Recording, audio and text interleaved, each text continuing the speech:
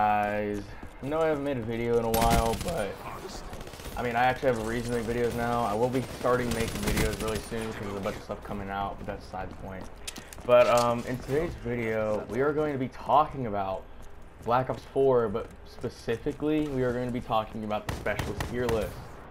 Now, I know this isn't Black Ops 4 gameplay in the background. If you guys don't know, I record using my PS4 until I get the right software and capture cards, blah, blah, blah. But this would just have to do for now. I'm going to try and record some gameplay this weekend or whenever it starts because they released an update today on August 8th.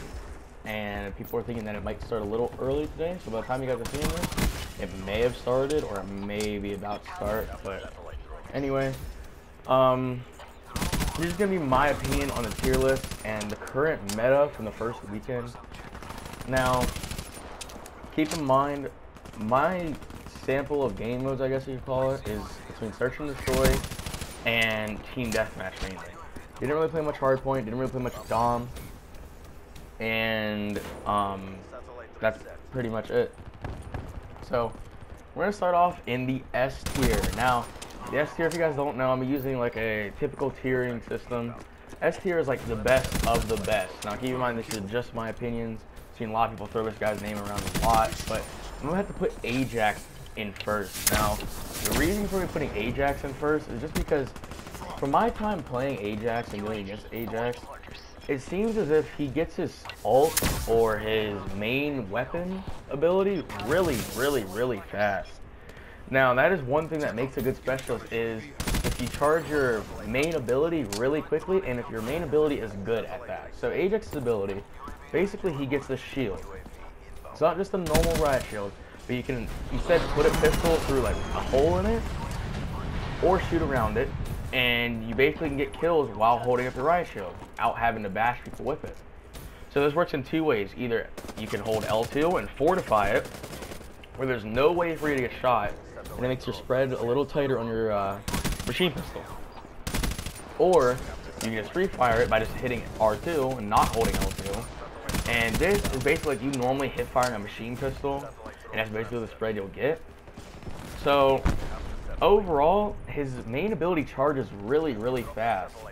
Ajax also has an ability to throw a 9-bang. If you don't know what the 9-bang was, it was a grenade from Call of Duty Ghost, where the longer you charged it, the longer the stun slash flash effect lasted.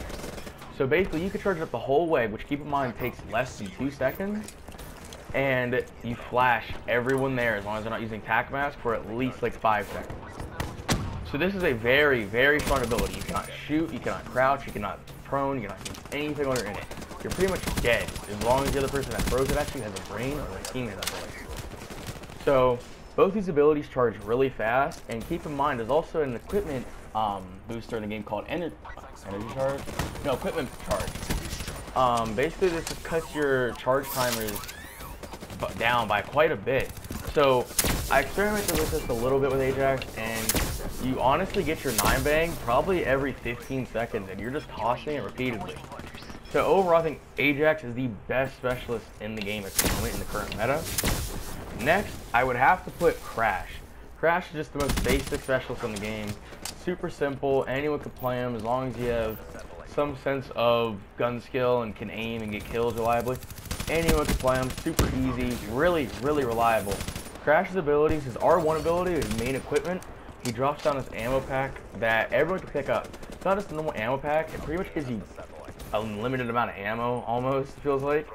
But it also gives you the same ability from Black Ops 3 from Seraph, her combat focus. You get an extra like 25 to 50 points for everything that you do. So this is really useful if you're trying to just build streaks and cycle through them.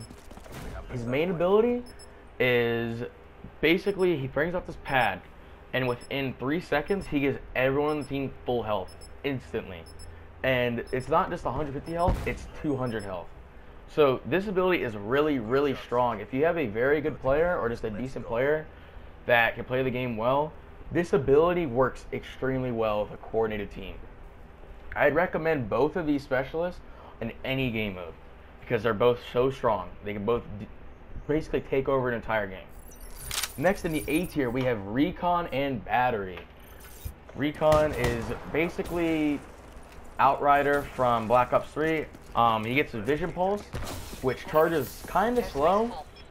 But instead in this game, where Black Ops 3 only one person could see it, which is the main person using Vision Pulse, everyone in the team can see it. And it lasts just as long, if not longer. So imagine you're seeing 6 people, all 6 people pre-firing everyone in the enemy team. That's basically what it's like. His R1 ability, or his equipment, he puts out this basically what is a portable radar from Modern Warfare 3. You can put it anywhere in the map. And it sits there for a very, very long time, unless it gets destroyed. And it basically pings that part of the map over and over and over again. So, I honestly think if you're trying to go for streaks, Recon is one of the strongest, along with Crash. Another thing with Recon, he is very, very strong in Search and Destroy. You probably won't end up getting his main ability, but you will definitely get his R1 ability quite a bit, and it is very, very strong in Search and Destroy. Next, we have Battery. I'm putting Battery here because if you're trying to really piss the other team off and do well in games like Hardpoint and Domination, she is the way to go. Basically, her War Machine is the same as Black Ops 3, but it seems like it charges even faster, so that's just overall a really good ability or weapon. Her R1 is a cluster grenade. This cluster grenade sits in one spot as like a regular Semtex and blows up 2 more times after its initial explosion. So this grenade is very powerful. Battery's really basic, anyone can play her, simple. She's also really good at Search and Destroy just for her grenade, but that, yeah. B tier, we have Ruin, Seraph, and Nomad. Ruin, really basic, you get a grappling hook, which you can combo into with your grab slam. So just overall, pretty solid specialist. Put him in a B tier just because his gravity slam charge is pretty slow. And his R1 ability, outside of navigating the map quicker and comboing, isn't really all that useful. Next we have Seraph. Put her in the B tier because her Annihilator takes forever to charge, most likely unless you're playing Hardpoint or Domination. You're only going to get like 1 a game, usually. And if it's Search, you're not going to get any. You're not going to get an Annihilator. Her respawn beacon in Search and Destroy is very useful because Ferric intended to make it where you get an extra life. If you have that, you're only supposed to get 1. So you can basically respawn 1 time per game if you're playing Seraph. In objective modes like Hardpoint Domination, her spawn beacon is extremely, extremely useful. Definitely would recommend her then in just regular public matches. Next we have Nomad. Put him in the B tier. Was considering putting him in the C tier because his mines are good, but I don't think that's enough to make him a good or viable specialist if you're trying to take the game seriously. His mines are just whatever, they're regular trip mines. His dog, very, very strong. Probably too strong in the health department. But basically, the reason I put him in here is because his dog, or his main ability, takes forever to charge. So, that's that. Next, we have the last 2, Torque and Firebreak. Torque is absolutely useless unless it is Hardpoint or Search and Destroy or Domination. That's just my opinion. He is absolutely useless in TDM. So I just threw him there because he's not really viable in everything like he really could be. Wrapping up the video here, we have Firebreak. Firebreak is just all around worthless in this game. His Purifier does not do really any damage. It doesn't kill as quickly as it did in Black Ops 3. You aren't fast enough to really make it viable. And his R1 ability is completely worthless unless you get to the point of where you're damaging yourself. So, I mean, Firebreak overall, if any specialist needs a buff, it's going to be Firebreak. Firebreak and Torque are the 2 weakest in the game.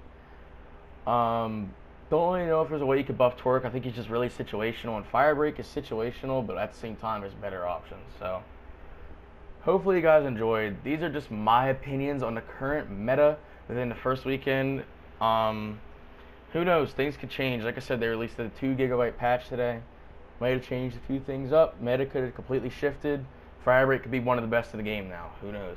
But hopefully you guys enjoyed. If you did, smack the like button. And if you're new to the channel, hit that subscribe button for more Black Ops 4, Destiny 2 Forsaken content, and even possibly a Spider-Man Let's Play. And I'll see you guys in the next video.